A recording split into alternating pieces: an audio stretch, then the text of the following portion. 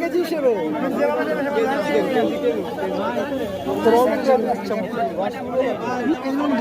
2 KG নেন, 2 KG নিতে হবে তাহলে।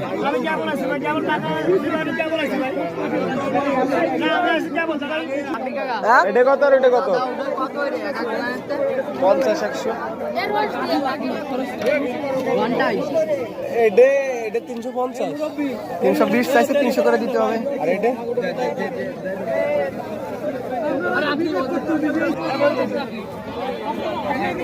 আপনারা জ্ঞানজাম করেন না, দয়া করে যা চাই তাই দেন।